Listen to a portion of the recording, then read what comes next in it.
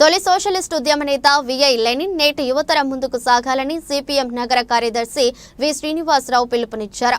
దోపిడీ వ్యవస్థ వల్ల అన్ని వర్గాలు నష్టపోతున్నాయన్నారు. దోపిడీ వ్యవస్థను అరికట్టవలసిన కేంద్ర రాష్ట్ర ప్రభుత్వాలు వారికి ఊడిగం చేస్తున్నాయన్నారు. సోషలిస్ట్ ఉద్యమ నేత ఐవి లెనిన్ 100వ వర్ధంతి సభ లెనిన్ సెంటర్లో జరిగింది. పలువురు నేతలు విఐ ఘనంగా నివాళులర్పించారు. సిపిఎం రాష్ట్ర కార్యదర్శి వి శ్రీనివాసరావు మాట్లాడుతూ నేటి యువతరం సోషలిస్ట్ ఉద్యమ నేత లెనిన్ బాటలో ముందుకు సాగాలని పిలుపునిచ్చారు. దోపిడీ వ్యవస్థను అరికట్టవలసిన కేంద్ర రాష్ట్ర ప్రభుత్వాలు ప్రస్తుతం వారికి ఊడిగం చేస్తున్నాయన్నారు. ఈ విధానం వల్ల దేశం అభివృద్ధి చెందకు పోగా అన్ని వ్యవస్థలు నాశనం అయిపోతాయని ఆందోళన వ్యక్తం చేశారు. ఈ విధానం వల్ల యువతకు ఉపాధి కల్పన లేకపోతుందన్నారు. బడా పెట్టుబడులదారులకు కేంద్ర రాష్ట్ర ప్రభుత్వాలు అన్ని వ్యవస్థలను అప్పజెప్పుతుందన్నారు. రాష్ట్ర ప్రజలను ఎన్డీఏ కూటమి మోసం చేసి అధికారంలోకి వచ్చిందన్నారు.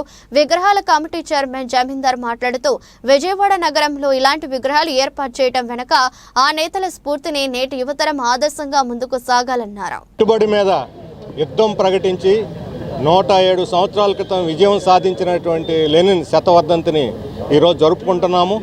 ఆయన జీవించింది 54 సంవత్సరాలు అయినా సరే ప్రపంచానికి ఆదర్శంగా ఒక నూతన వ్యవస్థ, యువతరం యొక్క భవిష్యత్తుకి గ్యారెంటీ ఇచ్చేటువంటి ఒక వ్యవస్థ, సోషలిస్ట్ వ్యవస్థను ఆయన నిర్మించి ప్రపంచానికి స్ఫూర్తిని ఇచ్చాడు. ఆ స్ఫూర్తితోనే భారతదేశంలో కూడా మనం స్వతంత్రం కోసం పోరాడి బ్రిటిష్ వాళ్ళని వెళ్ళగొట్టుకొని ఈరోజు 75 సంవత్సరాల పోటీ స్వతంత్రాన్ని అనుభవిస్తున్నాం. కానీ గత 10 సంవత్సరాలుగా ఈ పెట్టుబడి ఇష్టానుసారం పేటరేగిపోతూ అన్ని రాష్ట్రాలని కబళిస్తూ ఉన్నది.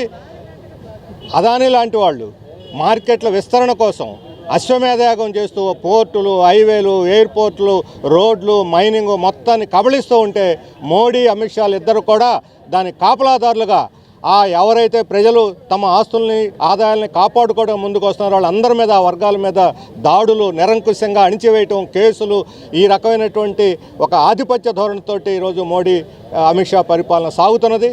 ఇలాంటి పెట్టుబడి యొక్క అప్రజాస్వామిక చర్యలకు వ్యతిరేకంగా ఈరోజు ప్రజాస్వామ్యాన్ని బలపరచుకోవడానికి, మన రాజ్యాంగాన్ని కాపాడుకొని ప్రజలందరికీ సమాన హక్కులు ఇచ్చేటువంటి, అసమానతలు లేనటువంటి ఒక సోషలిస్ట్ సమాజాన్ని సాధించుకోవడానికి లెనిన్ యొక్క సిద్ధాంతాలు, ఆయన బోధనలు మనకు స్ఫూర్తినిస్తాయి. యువతరం ఈ సోషలిస్టు భావాలతోటి ఈరోజు ముందుకు వస్తే తప్ప క్రమంగా మన దేశంలో యువతరంలో కార్ల్ మార్క్స్, లెనిన్, ఎంగిల్స్ విగ్రహాల కమిటీ కన్వీనర్ని. విజయవాడ నగరంలో ఈ విగ్రహాలు ఉండటం భారతదేశంలోనే ఒక పెద్ద అదృష్టంగా భావించాలి. పెద్దలు చుక్కుపల్లి పిచ్చయ్య గారు, టి వెంకటేశ్వరరావు గారు లాంటి వారి అందరి సహకారంతో ఈ నగరంలో ఈ విగ్రహాలు ప్రతిష్ఠించడం జరిగింది.